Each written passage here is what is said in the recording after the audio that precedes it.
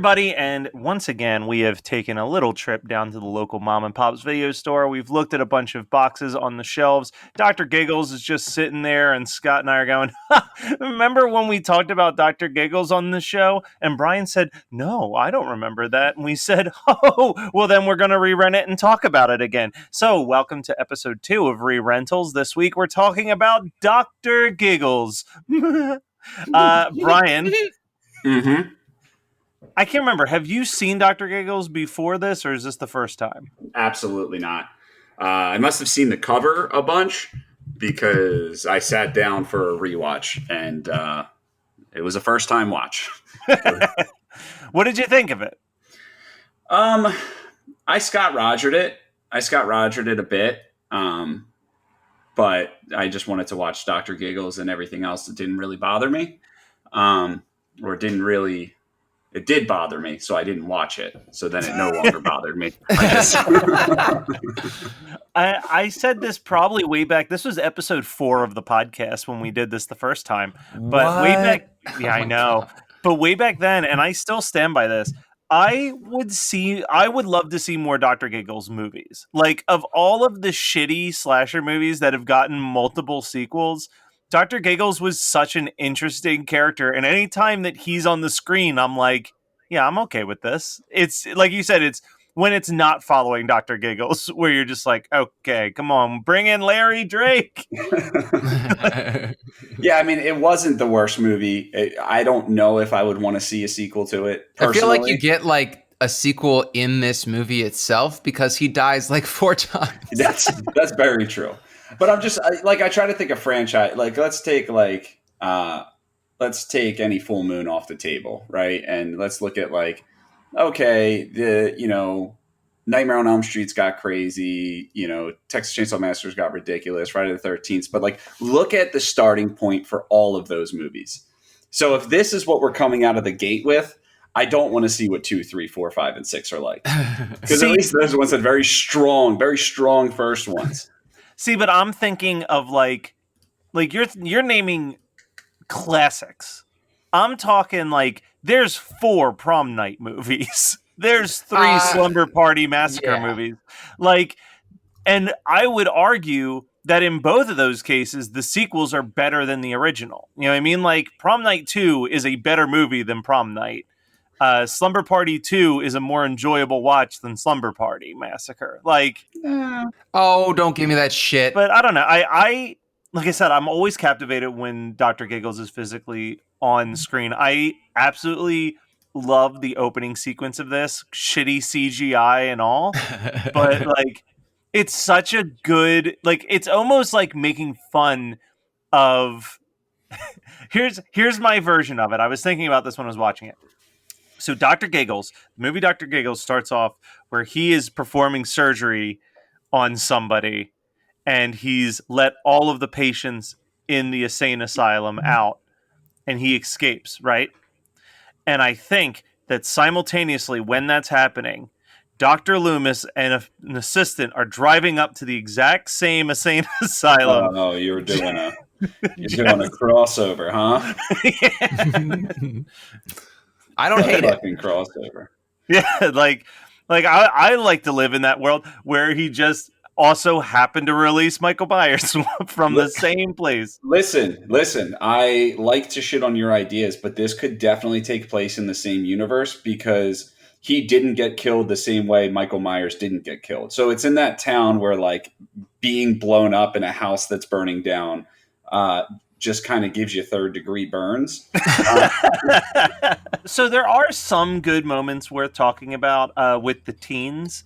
The 2 big ones that jump to my mind is the one, I guess he's supposed to be a skater kid with the crazy Bill and Ted hair when he drops a condom in the toilet and he's trying to fish it out with a toothbrush for 20 minutes. And then he's like, maybe she won't notice. Maybe she won't notice. Well, so there are two things I want to say about that. Well, a couple things I want to say about that guy and then that scene. So first of all, the reference I always think of when I watch that is Yo, should I put the Jimmy hat on now? Nah, that ain't gonna work. And then that is not consensual if you have sex and don't put on the condom.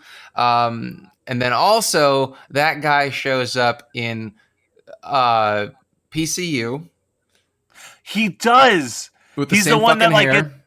is he the one that gets tired of hanging posters after like 2? Yeah. I He just should just heard that quit. tree scream. The other part that I always remember is all the teenagers, they're hanging out in the band room, and a girl essentially does a sexy blowjob to the piece on a saxophone. Yeah, so I played sax for 3 years, and I can tell you, without any sense of irony here, that's not the way you put your mouth on it. But let's talk about some of the deaths, because there's a good amount of deaths in this movie. There's 2 that have always stuck out for me. But before I go, I'd love to know what some of your favorite kills are in Dr. Giggles. Well, you gotta let the baby boy have his day in the sun here. I don't know, man. I don't know. I guess the cure for the common cold was a pretty good one. It wasn't super graphic. Um, I can't think of any super because all the things that I like didn't kill them. Like the dad gets eviscerated, but he doesn't. He Yeah. doesn't. But I I see. liked his death a lot when I thought it was a death. I have always been really I would say not freaked out, but I would say that the most disturbing of all the deaths to me is the liposuction one. The ice cream. Mm. Yeah, like just that shot. Like you don't have to see necessarily what he does, but it's the shot of the tube spraying out like the white liquid, and all of a sudden all the red just starts blowing into it. Like really fucked me up. And one of the only things I remembered about this movie, because I rented this movie from like the local video store when I was in middle school, and I didn't really watch it again until it got a DVD release like a decade later. But the one thing that always stuck in my memory was the person with the giant band-aid across his face, and they have like the bulging eyeballs Mm. from suffocation, was like burned into my into my brain. Well, see, I think that the nose kill is my favorite. It's a really cool prosthetic, and like, I don't know, it's just it's fun. And that's why I say I would love more Dr. Giggles movies, because I feel like you just like it's kind of like when you see new Freddy movies. You know what I mean? Like there's a hook there where you're like, ooh, what crazy dream sequences are they going to come up with for Freddy? Like with Dr. Giggles, it's like, what weird, demented twist on a medical Procedure. instrument is gonna like what? Yeah, and also what's the next one? where's he getting these killer instruments? Because like they're 4 times larger or more powerful than the real kind, and I'm like, you just got out of the asylum 2 days ago. You went home to your dad's practice, and now you have all these murder weapons. These like 40-year-old murder weapons. But he made some of them. When I don't know. He made the one gun because when he went to the doctor and he's like, I just made this, haven't tested it out yet, and then he shot him with it. It was I like mean, it was like the claw gun. Oh yeah, yeah, okay. there is that line early on in the movie when all the stuff's going down in the sane asylum, yeah. and the guy's like, he's super intelligent. You know, it was a crazy like little mind boggle for me is when the final girl first showed up. I was like, oh, that's Kmart Nev Campbell. And then like as I'm watching the movie, I'm like, wait a second, Nev Campbell is Kmart Nev Campbell. This girl is like, Nev girl is top tier. Like, that's what's so crazy about Nev Campbell is that she definitely got a lot more attractive with age. Yeah. Like, that's not a Hollywood story that you hear very often, you know? No. As someone who yelled at her when she tried to take my Starbucks coffee, she is a very attractive woman. But she wasn't very attractive in Scream. No. No. Scream 4, though. She gets it right in Scream 4. And I'm sure she'll look great in Scream 5. While we're on the tangent of Scream movies, so for Julie's podcast, we did the pilot episode of the Scream TV series Mhm. recently, which is I would recommend the first season. The first season is a fun season of TV. But here's the thing: I was thinking about this. Is Scream one of the only slasher franchises where you follow the same final girl for 5 straight movies? I think so. Yeah, Wow. because Heather Langenkamp was only in 3 of them, and Yeah. one of those was a meta. And Yeah, then, like I was thinking about that. I was like, that. I wonder if that's a positive well, what about or Jamie a Lee negative. Curtis? I mean, she's in 1, 2, H2O, Yeah. Halloween Okay. Okay. 2008, 19, Yeah, she's in a Halloween ton. Kills. Okay. So she's been in 5. Yeah. But So, that's the yeah. thing, is it's not chronological because she wasn't in 3, 4, 5, 6. Yeah, Danielle Harris even, was. so even Is with she the those, final girl technically, Danielle Harris, or would it be her cousin that was the final? Oh, Ellie girl? Cornell. I think that it's Danielle Harris personally. Okay. yeah, she's on the posters. I guess what I was trying to get at is that for the Scream movies, as much as I really enjoy specifically Scream 4, and I'm sure Scream 5 will be a good time. I think it's the guys who did Ready or Not writing it. Yeah. Oh, fuck yeah. Mm-hmm. But like, I was thinking about this when they were because when they were reviewing the TV series, Kathleen kept pointing out how fun it is that you really don't know who's going to survive on the TV show because it's a whole new cast of characters. Mm. And I was like, man, that is a good point because like when I watch the Scream movies at this point, it's like, well, I know that they're not going to kill Courtney Cox or David Arquette or Nev Campbell. So like whenever it's like a scene of one of them being stalked, like the tension is already like lower than if it's just a whole new brand new group of teens where it's like, okay, I'm pretty sure this person's the final girl, but all bets are off on literally every single other character in this movie. Well, that's why I think that's why Scream 4 works so well, is because they were sub characters at best in Scream 4, really. But I know that it's an ongoing joke with David Arquette, and I love it so much because he literally gets murdered. Yes, and like the most unsurvivable ways every time. And he's just like on a stretcher with a band-aid right before the credits. Giving the thumbs up. Yeah. It's like when you watch a wrestler get taken out on a stretcher and they give the one thumb up in the air and you're like, he's okay. Well, you shouldn't bring up the wrestling because that's David Arquette's thing anyway. Yeah, that's his new thing. He's just kayfabe, right? Yeah, dude, my favorite David Arquette wrestling story has got to be, I think it was when I was with Brian. There's a wrestler named Nick Gage. And Nick Gage is a very violent wrestler who's part of what they call like death matches, where they literally try to like break you and send you to the hospital. It's like as real as wrestling can get as far as the violence. And David Arquette agreed to do the match thinking that they said Nick Cage. And he can't be that stupid for real. And then was like, apparently it was like, what the fuck? It's like they were like hitting him with barbed wire. Cage match. I mean, would Nick Cage not do something like that though? I think it's like a that'd be amazing. I was like, I get it because I agree with you, Brian. Like, if it was any other celebrity, I'd be like, no. But like Nick Cage, if Nick Cage just decided that he was going to do a wrestling match with David Arquette, I wouldn't even blink an eye at that information. No. Nick Cage has never been in a wrestling match because he's never been asked. But all you have to do is ask him. You could be a college wrestling team. You just, where do you want me? I always forget how much I love Brian's Nick Cage impression. It's a 3-word cat. Like if I do a sentence.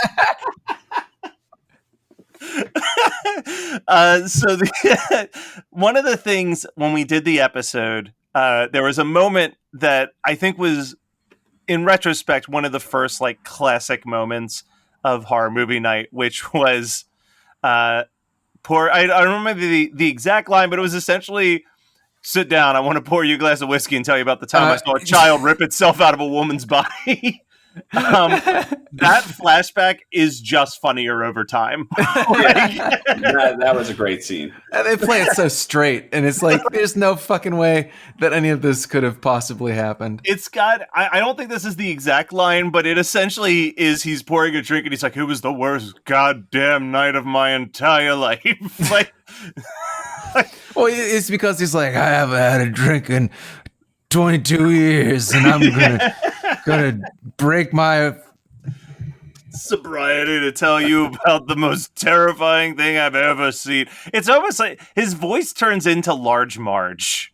Yeah. Oh my god, that sells it for me even more so now.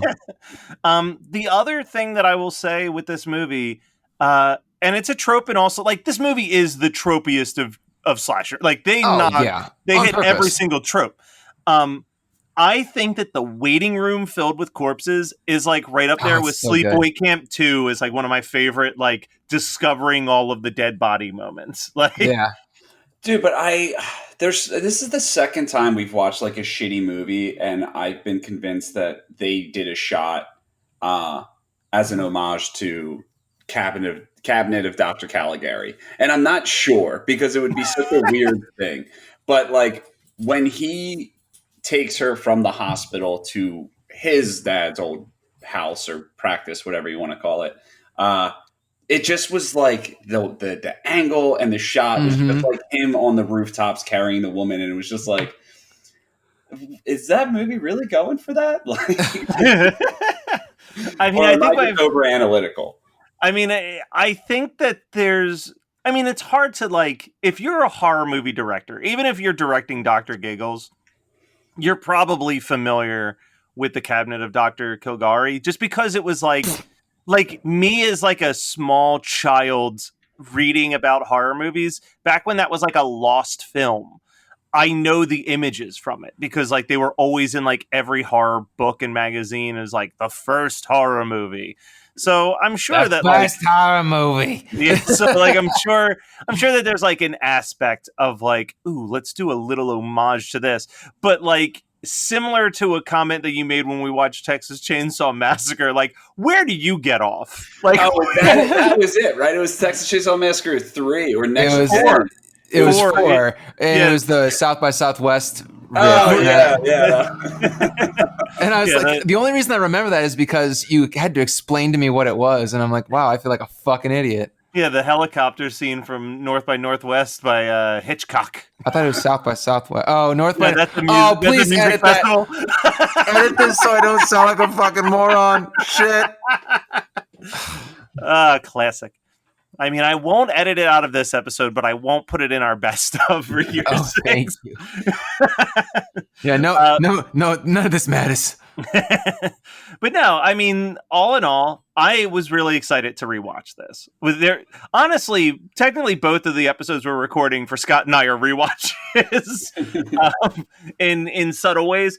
But I was like, one, I was dreading the rewatch, and the other one, I was like, fuck yeah, man. I haven't had a good excuse to just pop on Dr. Giggles in a bit.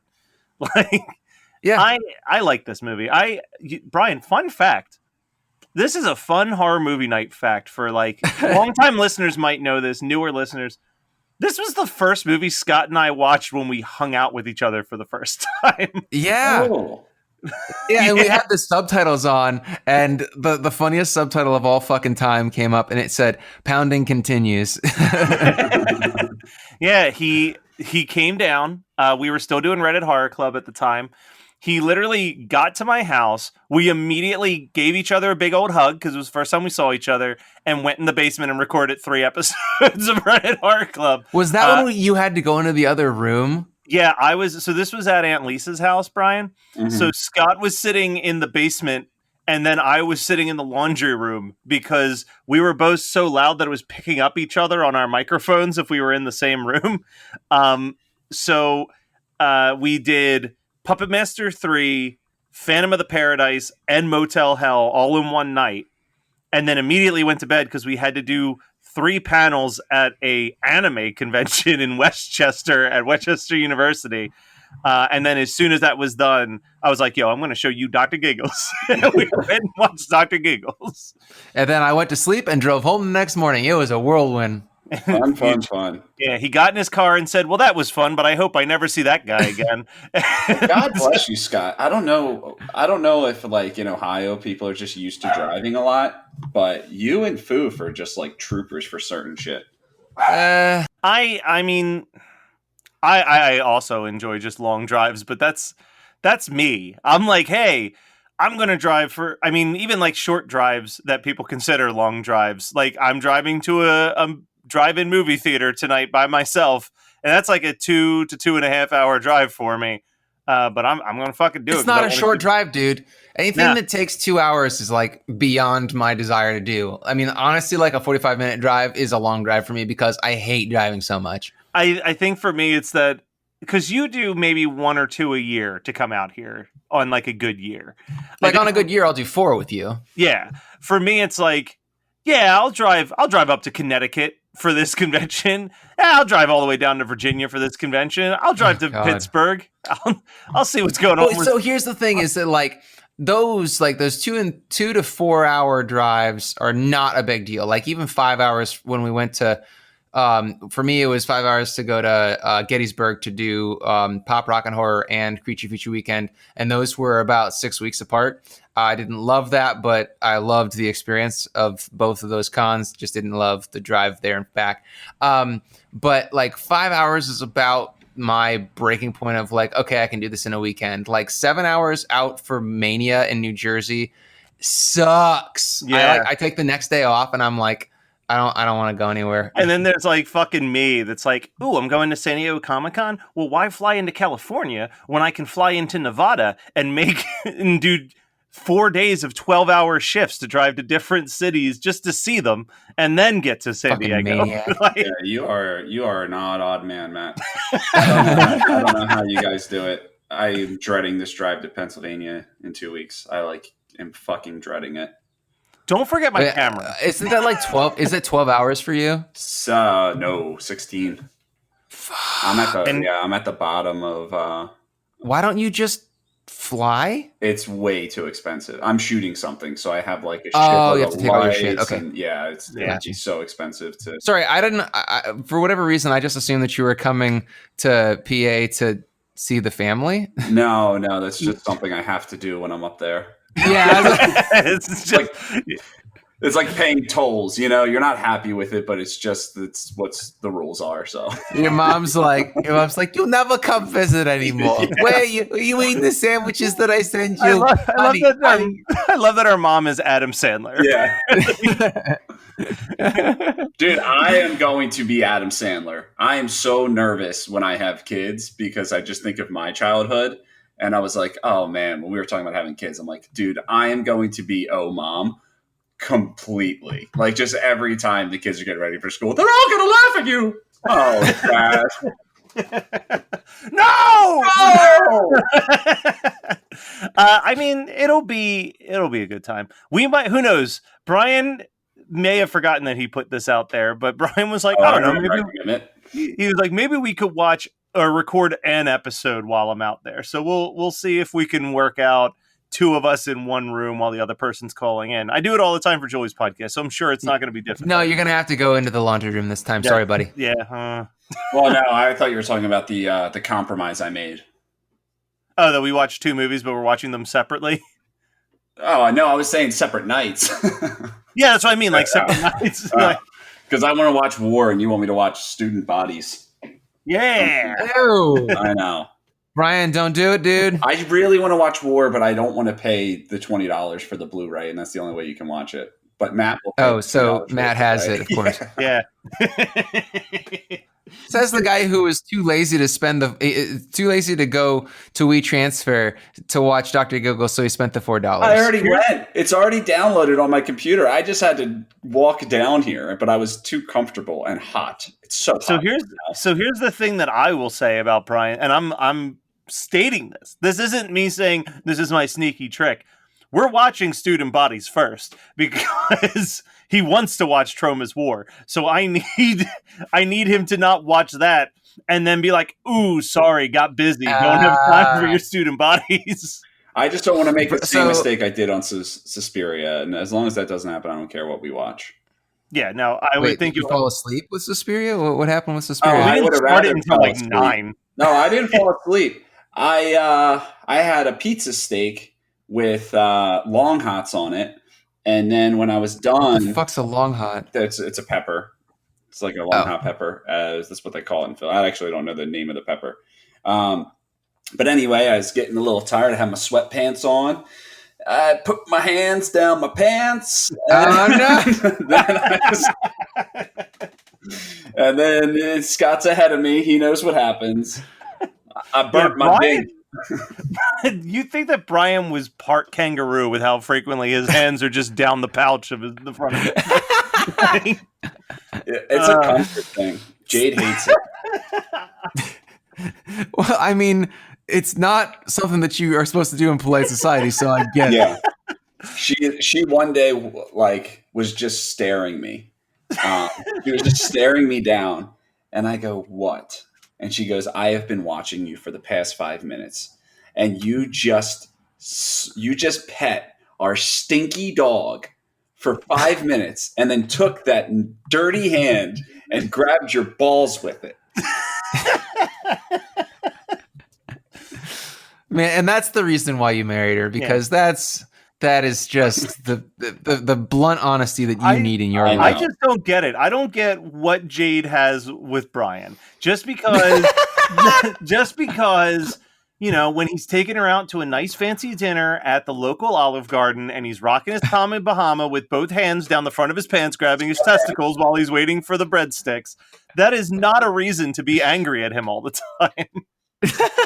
Yeah, I don't know. Well, all I can say is what I told Julie when Julie said, "I have no idea why she likes you," and I said, "Trust me, she doesn't," and that's all.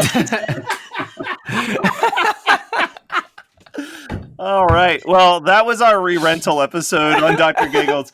You know what? The fact that we have literally no format and just fucking go with it, these are slowly becoming my favorite episodes because we barely talk about the movie even more so than a normal episode. So. Well, they've already heard yours and my opinion on the movie, so it's basically just whatever Brian wants to talk about. Yeah.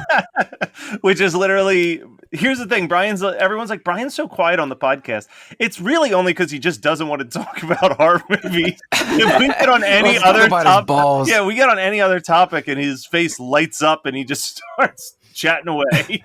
Yeah. That's what I always think about with him, though, is like when I think it must have been the 1 year of him, 1 year anniversary of him being our co-host, and he was like, "God, you guys, you put me through this," and I'm like, "I'm never doing this again until next week," and then I'm like, "Oh, I'm looking forward to this." Yeah. I still stand by it. I get so oh, this is so exhausting, and then anytime we do like a long break, I'm like, man, I really miss recording. Yeah. Why do you think I have like 7 podcasts? Yeah, I know. Get outside. He took a morning walk and listened to the fucking Grouch music or something like that. Monster in the Mirror by Grover. Wabba wabba wabba woo woo woo is one of the lyrics. If anybody ever wondered why you're the person that I make fun of for eating buttered fucking spaghetti at 30 some years old. I mean, I don't want to get into the whole deep dive, but as I got back from my walk, Brian and Scott were in a very in-depth conversation about the dairy. The dairy, and you're like, and you have like a milk mustache. Well, no. The thought that went through my head was, "Oh, am I just supposed to dip my Oreos in water like some type of savage?" Listen, I wasn't mocking you for drinking milk. It was just I thought it was a funny joke because Scott said, I misread what Scott said. That's why it didn't make any sense. No, I got your joke because I read what you thought he said, which is that they produce the calf drinks milk and it makes them stay closer to the mother. And then Brian said, "It works on humans too." God, that joke's so much better now. Thank you. Matt drinks milk a lot. Coincidence? A bunch of question marks. You son of a bitch. Anyway, so that was re-rental. We'll be back next month with another re-rental. And I think it's one that Brian's going to be excited about because Brian has openly stated that he's really pissed off that we covered this movie before he was on the show, because it's one that he would have picked at one point or another. So tune in for next month's re-rental.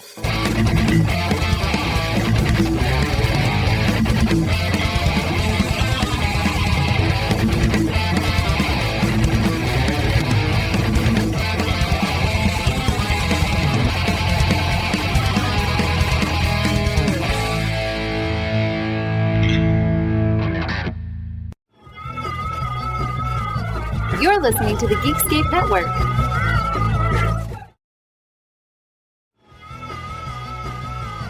You're listening to the Geekscape Network.